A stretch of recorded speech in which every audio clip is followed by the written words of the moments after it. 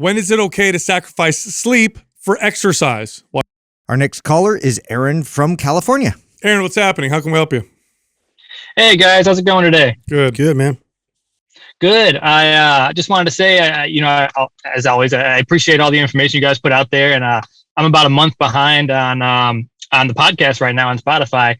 And so, literally just yesterday, Sal, you announced your baby daughter. So, congratulations on that. That's amazing. Oh, you haven't caught up to Justin's sex change then, have you?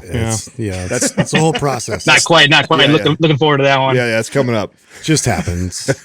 Still healing.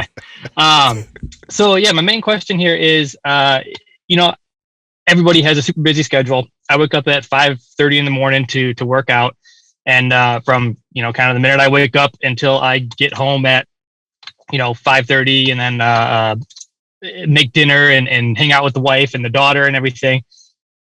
I'm busy from 5:30 in the morning to 8:15 at night. And so my main question for you is, with only about 45 minutes or so to work out in the morning, I hear you guys always talk about sleep and priming.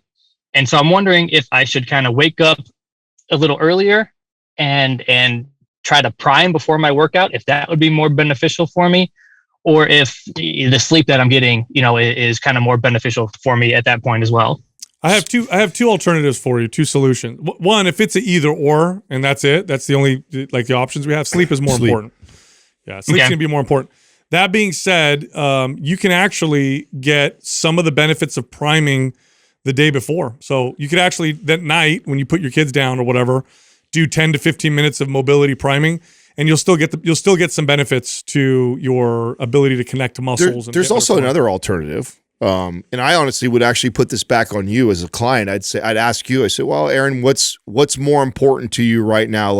So if you came to me and you were complaining about joint pain a lot and my low back is bothering me, and a lot of things that I know are crippling you are your lack of mobility, and addressing priming and addressing mobility exercises, and I'm hearing that from you, I'm going to throw you on a program like MAPS 15, and I'm going to add 20 to 30 minutes of programming of mobility work in there instead. But if you come to me and you're like, Adam, I feel pretty good, but I know you guys talk about the benefits of priming and I want to get the benefits of that, I might go, well, if you're not noticing anything that's hindering you and you're getting great workouts, I would prioritize sleep, and I'm not going to be so worried about you missing some of your priming sessions. So it really depends on how you feel at that time. And that doesn't mean that you can't weave in and out of it. So let's say, because I have weeks where I do feel, low back is tight and my shoulders are bothering me and I just really haven't been addressing mobility. That's where I might transition to kind of a MAPS 15 routine, and do 20, 30 minutes of mobility work because I know my body needs it. It's talking to me. And there might be other times where I'm squatting deep, I've got good mobility, I don't feel stiff, I feel good. And so I'm priming and doing mobility work less, and I'm focused more on driving strength. And so even though we create these programs with this rigidity of follow it to a T, here's where the flexibility of kind of having all of them and how I would mold and change them based off my client and their feedback. What? Yes. Go ahead. So it's definitely the latter of the two that you just kind of laid out there. I have pretty good mobility as it is. I don't really have much pain when I'm lifting or on a daily basis. I just kind of thought that I never really focus on that. I never focus on mobility, and honestly, just being so busy throughout the days and the weeks, it's tough. I followed anabolic and performance, and it's just tough to get those trigger days, those mobility days in on basically every day. So I just never really have done that.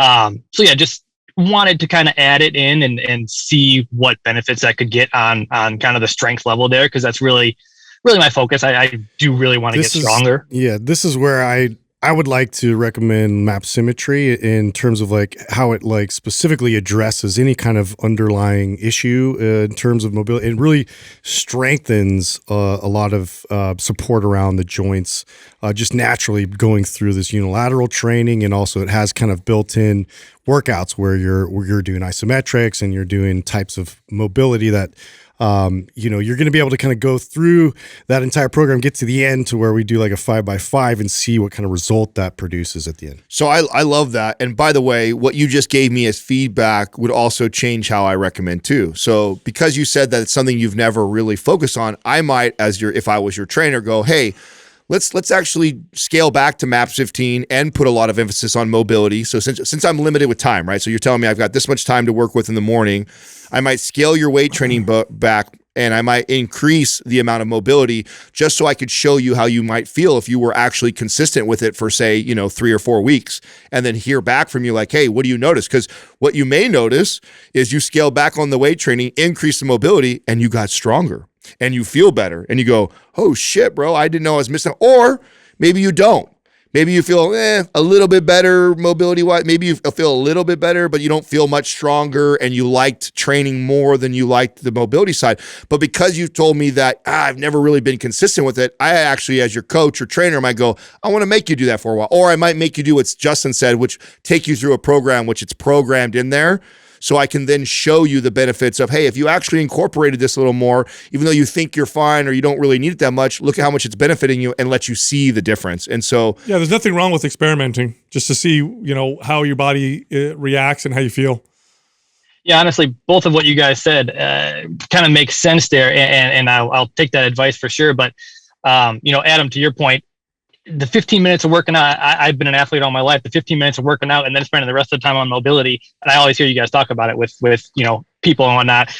It's just it's tough to do. It's a tough mindset to get yourself into to only, lift heavy, lift, the weights there for the 15 minutes. Which by the way, Aaron, I know you've probably heard me say it, is normally what we need to do. The stuff that we are most resistant to, or we tend not to want to do, tends to be the things that our body needs the most. And so for that reason, if I was coaching you, I would at least make you go through a small period of time to just see, because I could be completely off. I could make you do that and you come back and you go like, Adam. 3 weeks won't hurt. Right. Yeah, Adam, I don't like it. Because that matters too, right? Even if you felt a little bit better, but you don't like it and you hate it and you're not going to stick with it, I also wouldn't force you as a coach. But I would go, hey, give me 3 weeks, man. Give me 3 weeks of like doing what I'm telling you to do, even though you kind of don't like it, and then give me the feedback on your strength, on your energy, how you feel, all those things. And if you see all positive benefits, then you're probably going to sell yourself on the idea of doing more of it.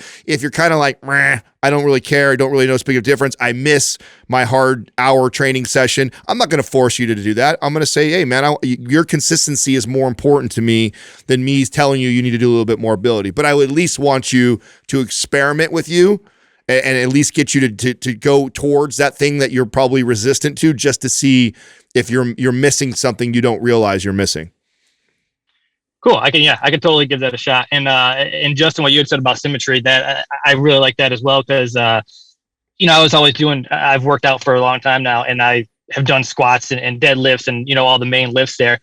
And after starting your guys' program, after doing anabolic and performance, I have already, with just those programs, noticed kind of surrounding muscles and supporting muscles getting stronger. And I used to hurt my shoulder a lot, and it's been relatively solid recently since doing those workouts. So hearing that you're saying that symmetry is even more so, that is very intriguing. I think I'll try both of them. I'll give yours a month shot in the 15 minute workouts, and then maybe I'll head to symmetry after that. We'll send symmetry over to you, so you got that. So Doug will send awesome. it on. Thank you. Appreciate it. You got it, man. All right, Thanks for calling in. Keep it up, man. All right, guys, take it easy. No problem. Yeah, usually the either or questions have another option, right? It doesn't have to be either or. But if it's either or, the answer I would say would be sleep for most people. Yeah. But in his particular case, we had lots of different opportunities for him to try and see. Because what's it going to hurt? 3 weeks of testing out, training less, doing more mobility. Worst case scenario, you come at him and go, it wasn't worth it for me. Yeah. But I think it would be. I think he would do it and he'd be like, wow. I love questions like this because it allows us to keep asking more and find what the root of it is. Right. And my answer started to change as I heard more information from him and realized oh, okay. So you have this athletic background. You love to get after it. You only have a small window.